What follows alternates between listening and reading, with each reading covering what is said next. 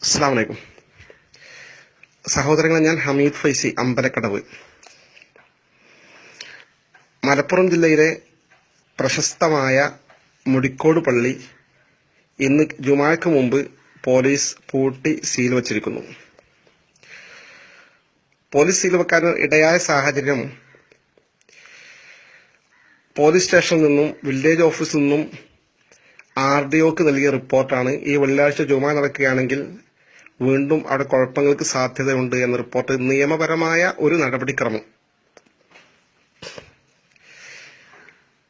യഥാർത്ഥത്തിൽ അവിടെ സംഭവിച്ചത്, വസ്തുനിഷ്ഠമായി പറഞ്ഞാൽ, കാന്തപുരം വിഭാഗത്തിന്റെ അള്ളാഹുവിന്റെ ദീനിനോടും മസ്ജിദിനോടുമുള്ള തീർത്തും നിരുത്തരവാദപരമായ ഒരു സമീപനമാണ് എന്ന കാര്യം തീർച്ച. ഞാൻ ആ വിഷയവുമായി ഏകദേശം അതിന്റെ അടുത്ത് സ്ഥിതി ചെയ്യുന്ന ഒരാളെന്ന നിലയിൽ അതിന്റെ എല്ലാ കൃത്യമായ വിവരങ്ങളും എനിക്കറിയാം. ഏതൊരു മഹല്ലിലും എന്ന പോലെ കേരളത്തിലെ പൊതുവായ സ്വഭാവം, മഹല്ലിൽ മഹാഭൂരിപക്ഷം സമസ്തയുടെ ആളുകളായിരിക്കും. ഒരു ന്യൂനപക്ഷം പല മുജാഹിദും ജമാഅത്തും AP എല്ലാ വിഭാഗവും ഉണ്ടാകാറുണ്ട്. പക്ഷേ മഹല്ല് കമ്മിറ്റി രൂപീകരിക്കുമ്പോൾ അവിടുത്തെ നാട്ടിലെ സ്വാഭാവിക സ്ഥിതി അനുസരിച്ച് മഹല്ലുമായി സഹകരിക്കുന്ന എല്ലാ ആളുകളും കമ്മിറ്റിയിലുണ്ടാവും. സ്വാഭാവികമായും ഭൂരിപക്ഷം സമസ്തക്കാരായിരിക്കും. ചിലപ്പോൾ മറ്റു വിഭാഗത്തിന്റെ പ്രതിനിധികൾ എന്ന നിലയില്ല, സ്വാഭാവികമായും അങ്ങനെ വേർതിരിവില്ലാത്തത് കൊണ്ട് മറ്റുള്ളവരും കമ്മിറ്റിയിലുണ്ടാവും. അതേ ഒരു നിലപാടായിരുന്നു മുടിക്കോടും കാലങ്ങളായി തുടർന്നു വന്നിരുന്നത്. 2-3 വർഷങ്ങൾക്ക് മുമ്പ് അവിടെ സാധാരണഗതിയിൽ മഹല്ല് ജനറൽ ബോഡി ചേരുമ്പോൾ CH അബ്ദുള്ളക്കുട്ടി മുസ്ലിയാർ എന്ന് പറയുന്ന ആദരണീയനായ പ്രസിഡന്റ് നിലവിലുള്ള കമ്മിറ്റി പിരിച്ചുവിട്ടു, ജനറൽ ബോഡി കൂടിയിരിക്കുകയാണ്, പുതിയ കമ്മിറ്റി രൂപീകരിക്കാൻ ആളുകളെ പേര് പറയണം എന്ന് അഭിപ്രായപ്പെട്ടപ്പോൾ നിലവിലങ്ങ് 33-അംഗ കമ്മിറ്റിയാണ്. അങ്ങനെ ആ 33-അംഗ കമ്മിറ്റിയിലേക്ക് ആളുകളെ പേര് പറയാൻ തുടങ്ങിയപ്പോൾ AP വിഭാഗത്തിൽപ്പെട്ട ചില ആളുകൾ കമ്മിറ്റി ഇതുവരെ ഉള്ളതുപോലെ പോയാൽ പോരാ, 33 മാറ്റി 34 ആക്കണം, 17 പേര് ഞങ്ങളുടെ ആളുകളും 17 പേര് സമസ്തക്കാരും, അല്ലെങ്കിൽ 36 ആക്കാം, 36 ആക്കുകയാണെങ്കിൽ 18 പേര് ഞങ്ങൾ, 18 പേര് നിങ്ങൾ എന്ന നിലയിൽ തീർത്തും അനുചിതവും ഒരു നിലയിലും ഉൾക്കൊള്ളാനാകാത്തതുമായ ഒരു ന്യൂനപക്ഷം വരുന്ന വിഭാഗം പകുതി അവർക്ക് അവരുടെ സംഘടനയുടെ ആളുകളെ വെച്ചുകൊണ്ടേ കമ്മിറ്റി ആകാവൂ എന്ന് അഭിപ്രായപ്പെടുകയും ആ തരത്തിൽ വാശി പിടിക്കുകയും ചെയ്തതിനെ തുടർന്ന് കമ്മിറ്റി ഉണ്ടാക്കാൻ സാധിക്കാതെ പോയി. ഇങ്ങനെയാണ് മുടിക്കോടുള്ള കുഴപ്പത്തിന്റെ തുടക്കം.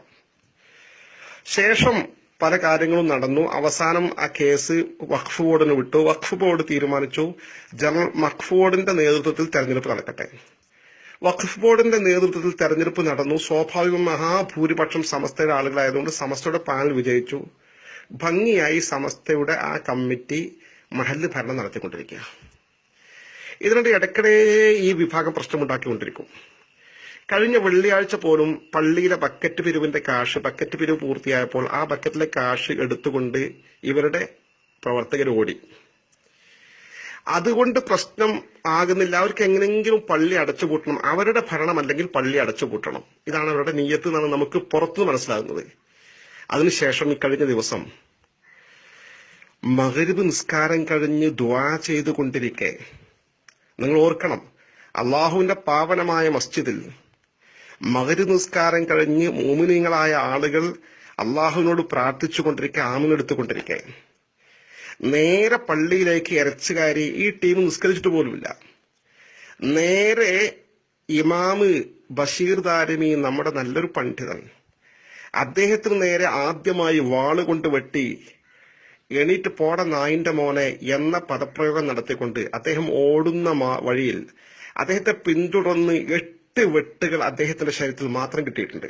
ഞാൻ എന്റെ കണ്ണുകൊണ്ട് കണ്ടതാണ്. ഞാൻ ഹോസ്പിറ്റലിൽ പോയിട്ട് 8 വെട്ട്, വാളുകൊണ്ടുള്ള വെട്ട് കണ്ടാൽ നമുക്ക് തിരിച്ചറിയാൻ നീളമേറിയ വെട്ടുകൾ, ആഴമേറിയ മുറിവുകൾ. ഒരു വെട്ടിന് മാത്രം 8 തുന്നുണ്ട്, മറ്റൊരു വെട്ടിൽ 4 തുന്നുണ്ട്. എന്റെ സുഹൃത്തുക്കളെ, അദ്ദേഹത്തിന്റെ ജീവൻ രക്ഷപ്പെട്ട കഴുത്തിന് വെട്ടിയ വെട്ട് അദ്ദേഹം കൈകൊണ്ട് തടഞ്ഞുകൊണ്ട് കൈ നല്ല അറ്റ് തൂങ്ങാനാവുന്ന സാഹചര്യത്തിലാണ്. പക്ഷെ അള്ളാഹുവിന്റെ കാവലുണ്ടായി, അതുകൊണ്ട് മാത്രം ജീവൻ രക്ഷപ്പെട്ടു. അതുപോലെ വേറെയും ആളുകൾക്ക് വെട്ടും കുത്തും അടിയും, കാരണം അങ്ങനെ പ്രതിരോധിക്കാവുന്ന വിധത്തിൽ വിചാരിച്ചുകൊണ്ടല്ലല്ലോ പള്ളിയിൽ വന്നത്. ഈ നിലയിൽ ക്രൂരമായ ചെയ്തി അവർ നടത്തി.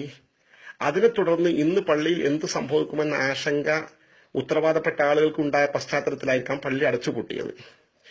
ഞാൻ വിനയപൂർവ്വം ചോദിക്കട്ടെ ബഹുമാന്യനായ കാന്തപുരം AP അബൂബക്കർ മുസ്ലിയാരോട്, അല്ല ഉസ്താദെ, നിങ്ങൾ എന്തുകൊണ്ടാണ് ഇതിനൊക്കെ അംഗീകാരം നൽകുന്നത്? അള്ളാഹുവിന്റെ മഹത്തായ പള്ളി പൂട്ടിയിടുന്നതിനെ നീതീകരിക്കാൻ ഇസ്ലാമിൽ എന്തെങ്കിലും വകുപ്പുണ്ടോ? നിങ്ങൾ ഒരു ചെറിയ വിഭാഗം അവിടെ ഉണ്ട് എന്ന് ശരി, നിങ്ങൾ ഇത് തന്നെയല്ലേ ചെയ്തത് പള്ളിക്കൽ ബസാറിൽ? ഇത് തന്നെയല്ലേ കക്കോവിൽ ചെയ്തത്? അവിടെ പള്ളി അടച്ചിടും വരെ സമസ്തക്കാണ് ഭരണം എന്ന് കണ്ടാൽ പിന്നെ പള്ളി അടച്ചിടും വരെ പള്ളിയിൽ വെച്ച് അക്രമം നടത്തുക. പള്ളിയിൽ കക്കോവ് പള്ളിയിലല്ലേ ഇതുപോലെ മിമ്പറിൽ കയറി ഖത്തീബിനെ പിടിച്ച് താഴെ ഇറക്കാൻ നിങ്ങൾ ശ്രമിച്ചത്? അങ്ങനെയല്ലേ ആ പള്ളി പൂട്ടിയത്? ഇതുപോലെ മഗ്‌രിബ് നിസ്കാരത്തിന് വന്ന ആളുകൾക്കേറെ പൊടുന്നനെ കടന്നാക്രമണം നടത്തുകയെന്നില്ലേ പള്ളിക്കൽ ബസാറിൽ? എന്താ പ്രശ്നം? സമസ്തയുടെ കമ്മിറ്റി ഭൂരിപക്ഷം അനുസരിച്ച് നിലവിൽ വന്നു എന്നാണ് പ്രശ്നം. പൊന്നു ഉസ്താദെ, ഉത്തരേന്ത്യയിൽ ഫാഷിസ്റ്റുകൾ നമ്മളെ ഇങ്ങനെ തല്ലിക്കൊല്ലുമ്പോ, നമ്മുടെ പള്ളികൾ അടച്ചുപൂട്ടുമ്പോ, നമ്മൾ തന്നെ നമ്മുടെ ആളുകളെ, നിങ്ങൾ മുസ്ലിമീങ്ങളല്ലേ, കാന്തപുരം വിഭാഗം എന്ന് പറഞ്ഞാൽ ഇസ്ലാമിന്റെ പുറത്തല്ലല്ലോ. ഈ പാവപ്പെട്ട മുസ്ലിം സഹോദരന്മാർ, അതും പള്ളിയിൽ വരുന്ന പണ്ഡിതന്മാരെയും കാരണവന്മാരെയും ദീനീ ബോധമുള്ള ചെറുപ്പക്കാരെയും തല്ലിക്കൊല്ലാൻ ഏത് നിലയിലാണ് നിങ്ങൾക്ക് മനസ്സ് വരുന്നത്? നിങ്ങളുടെ കൂടെ ശൈത്താന്മാരാണോ ഉള്ളത്? നിങ്ങൾ അള്ളാഹുവിന് ഭയപ്പെടുന്നുണ്ടോ? ഭയപ്പെടുന്നില്ലേ? അങ്ങനത്തെ ഒരു ചിന്ത നിങ്ങൾക്കില്ലേ? ഈ പ്രശ്നം തീർക്കാൻ എന്താണ് നിങ്ങൾക്ക് തരേണ്ടത്? ഞാൻ വളരെ വൈകാരികമായി ഒരുപാട് സംഭവങ്ങൾ ദൃക്സാക്ഷിയായതുകൊണ്ട് കൈകാര്യം ചെയ്തുകൊണ്ട് ചോദിക്കുകയാണ്. നിങ്ങൾക്ക് മുടിക്കോട് പള്ളിയുടെ മഹല്ല് ജമാഅത്തിന് കീഴിൽ നിങ്ങൾ 10-15% ഉണ്ടെന്ന് വിചാരിക്കുക, വേണ്ടെന്ന 20% ഉണ്ട് സങ്കല്പിക്കുക. നിങ്ങൾക്ക് 20% പള്ളി വെട്ടിമുറിച്ച് തരണോ? അതല്ല, മഹാഭൂരിപക്ഷം സമസ്തക്കാരുള്ള ഒരു മഹല്ലിൽ നിങ്ങൾക്ക് ഏകപക്ഷീയമായി നിങ്ങൾക്ക് നടത്തിക്കൊണ്ടുപോകാൻ തരും. എന്താണ് നിങ്ങൾ ഉദ്ദേശിക്കുന്ന ന്യായം? നിങ്ങൾ എങ്ങനെയാണ് ഇതിനെ ന്യായീകരിക്കുക? എങ്ങനെയാണ് ഈ ചെയ്തികൾ ചെയ്യിക്കുന്നത്?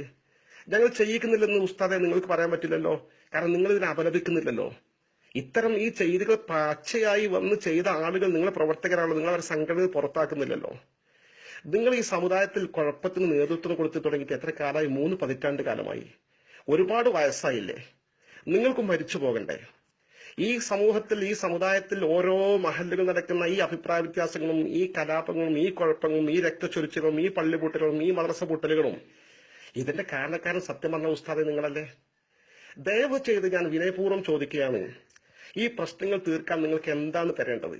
നിങ്ങൾ പണമാണോ ആവശ്യം? പണം പിരിച്ചു തരാം. അല്ല, പള്ളിന്റെ ഒരു ഭാഗം നിങ്ങൾക്ക് മുറിച്ചു തരാനാണോ ആവശ്യം? മുറിച്ചു തരാം. ദയവ് ചെയ്ത് നിങ്ങൾ ഇങ്ങനെ പള്ളികൾ പൂട്ടിക്കല്ല. വേദന തോന്നുന്നു. ഇന്നലെ ഞാൻ ആ പള്ളിയുടെ മുന്നിലൂടെ കടന്നുപോയി. എത്ര പ്രശസ്തമായ പൗരാണികമായ ഒരു പള്ളി, ഒരുപാട് പ്രശസ്തരായ ആലിമ്യങ്ങൾ താമസിച്ച് മരിച്ചുപോയ പള്ളി, മഹല്ല്, ഇപ്പോഴും പ്രശസ്തരായ പണ്ഡിതന്മാർ നേതൃത്വം നൽകുന്ന ഒരു വലിയ മഹല്ല്. ഈ മഹല്ല് പള്ളി പൂട്ടിയിടാൻ പോലീസ് അധികാരികൾക്ക്, പ്രത്യേകിച്ച് അമുസ്ലിങ്ങളായ ഉദ്യോഗസ്ഥന്മാരുടെ ഉൾപ്പെടെയുള്ള ആളുകൾക്ക് അവിടെ വന്ന് അത് കൈകാര്യം ചെയ്യാനും പൂട്ടിയിടാനും സൗകര്യം ചെയ്തു കൊടുക്കുന്നത് എങ്ങനെ നീതീകരിക്കാൻ സാധിക്കും? ദയവ് ചെയ്ത് കാന്തപുരം ഉസ്താദ്, ഈ വിഷയത്തിൽ നിങ്ങൾ ഒന്ന് പ്രതികരിക്കണം. ഈ പള്ളി പ്രശ്നത്തിൽ, മദ്രസ പ്രശ്നത്തിൽ നിങ്ങൾക്ക് എന്താണ് ചെയ്തു തരേണ്ടത്? നിങ്ങൾ ന്യായമായി എന്ത് പറഞ്ഞാലും ചെയ്തു തരാം. നിങ്ങൾക്ക് പണം വേണോ? പണം തരാം. പള്ളിയുടെ ഒരു മൂല നിങ്ങൾക്ക് മുറിച്ചു തരണോ? മുറിച്ചു തരാം. ദയവ് ചെയ്ത് എന്നാലും നിങ്ങൾ പള്ളി പൂട്ടിയിടല്ലേ, മദ്രസ പൂട്ടിയിടല്ലേ. നിങ്ങൾ ഈ വിധത്തിൽ നാട്ടിൽ അരാജകത്വം സൃഷ്ടിച്ച് പാവപ്പെട്ട മുസ്ലിമീങ്ങളെ പച്ചയായി തല്ലിക്കൊല്ലുക, വെട്ടിക്കൊല്ലുക, വെട്ടിമുറിവേൽപ്പിക്കുക, ശാശ്വതമായി രക്ഷപ്പെടാനാകാത്ത വിധത്തിലുള്ള ആഴത്തിലുള്ള മുറിവുകൾ ഏൽപ്പിക്കുക. ദയവ് ചെയ്ത് ഈ പ്രവർത്തനങ്ങളുമായി മുന്നോട്ട് പോകരുത്. സ്നേഹപൂർവ്വം ഒരു ദീനിന്റെ ഒരാളെന്ന നിലയിൽ, നിങ്ങളുടെ സഹോദരൻ എന്ന നിലയിൽ സ്നേഹപൂർവ്വം അഭ്യർത്ഥിക്കുകയാണ്, അപേക്ഷിക്കുകയാണ്. നിങ്ങൾ ഈ വിഷയത്തിൽ ഒന്ന് ഇടപെടണം, കണ്ണു തുറക്കണം. അള്ളാഹുവിന് ഭയമുണ്ടെങ്കിൽ എന്ന് സ്നേഹപൂർവ്വം അഭ്യർത്ഥിച്ചുകൊണ്ട് ഞാൻ എന്റെ വാക്കുകൾക്ക് വിരാമം കുറിക്കുന്നു. അസ്സലാമു അലൈക്കും.